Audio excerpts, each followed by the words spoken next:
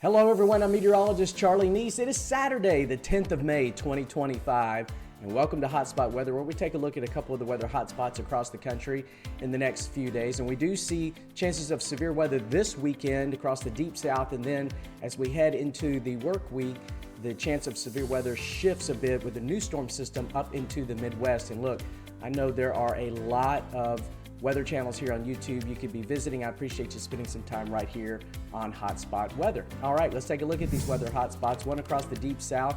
This will be for the weekend with a chance of rain and storms. Some of those storms could be strong to severe. Can't rule out an isolated tornado as well. And then by the time we get into the middle of the upcoming work week, everything shifts back to the north with a pretty strong system fueled by an energized jet stream.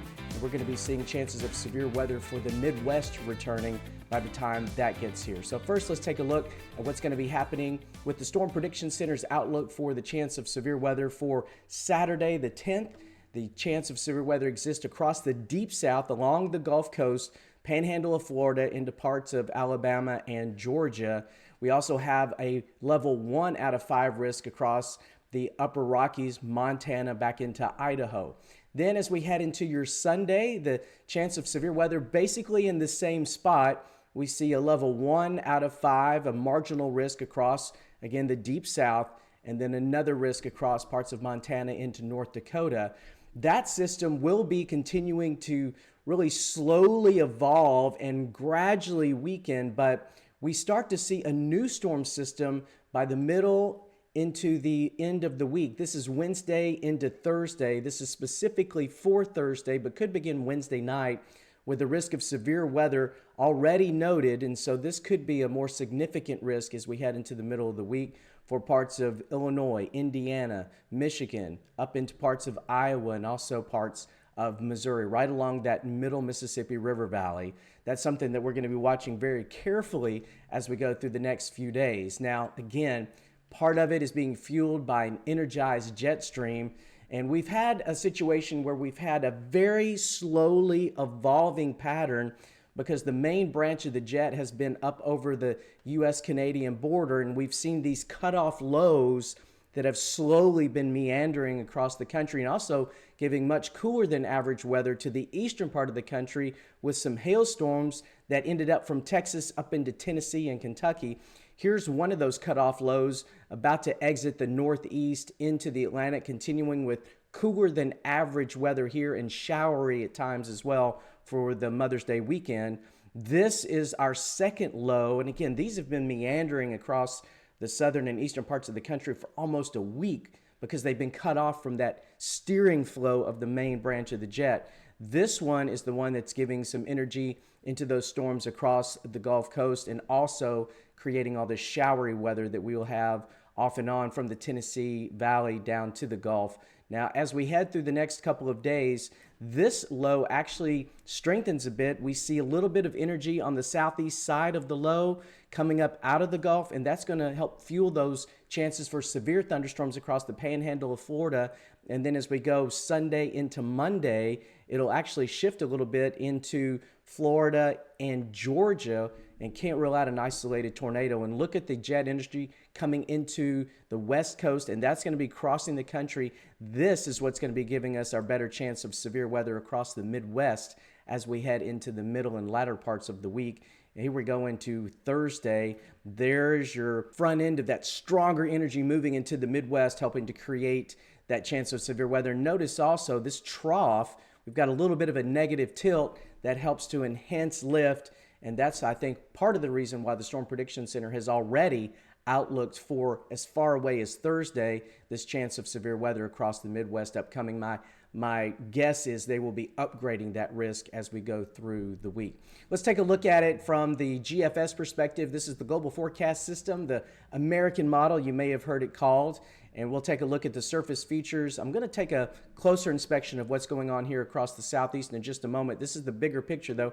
There's your upper, this is the surface low under the upper low across the northeast with that showery, cool weather for this weekend, and then more showers and thunderstorms across the south.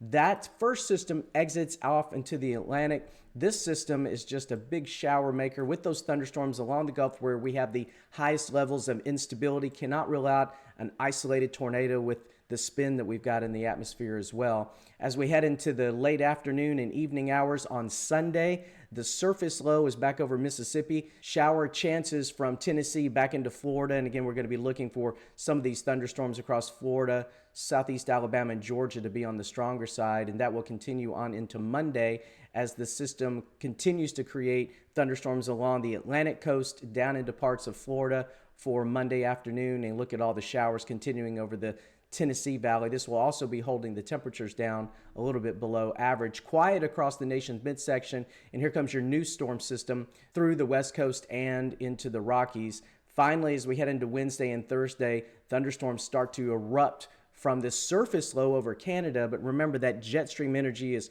coinciding over the top of this, and we get this line of thunderstorms from the Ohio River Valley back up into the Great Lakes, and this is one that could be seeing not only hail and high winds, but can't rule out isolated tornadoes as well. All right, so let's take a closer inspection of what's going to be happening across the southeast with this great big upper low with a surface low underneath it across Mississippi, Alabama, and Georgia. All the rain, all the thunderstorms continuing during the day on Saturday, just in scattered pockets. Any of these thunderstorms could be strong to severe. Then we see a little bit of a waning in the activity. We lose some of the instability during the overnight hours. The thunderstorms redevelop, though, during the early morning on Sunday, on Mother's Day, because of the warmth from the Gulf, and we start to see big thunderstorms from the panhandle of Florida. This includes areas like Panama City, back in toward Destin and Pensacola, and then down into the Gulf. And then as we go through the day on Sunday, the heaviest of the activity with the strongest thunderstorms shifts eastward, southeast Georgia into Florida, from really around Orlando down toward Lake Okeechobee, and then again the very southeastern corner of Georgia. Other thunderstorms back over parts of Mississippi, back into Alabama, but it looks like the slightly higher severe risk is going to be in this general area. And then again, those die down a bit as we go through the overnight Sunday night, redevelop again in a pretty big line as we head into Monday morning. This is in the morning hours around 8 a.m. from Georgia back down into Florida, and that will be crossing eastward as we go through the day on Monday. So the weather pattern will be remaining active over the next few days. We're going to be taking a look at the Climate Prediction Center's outlook for the next 8 to 14 days, and that does call for temperatures to be back above average, where we've been cool across the east, back up above average between the 17th and the 23rd of May. And precipitation wise, this is also an indication that the jet stream is going to remain active. We're going to see waves of thunderstorms between the 17th and the 23rd with above average chances for rainfall. Well, thanks again for visiting me here on Hotspot Weather. If you're interested in formulating your severe weather safety plan for your family, check out this video. And also on my YouTube shorts, I have fascinating facts about tornadoes and more safety tips there. Have a great weekend.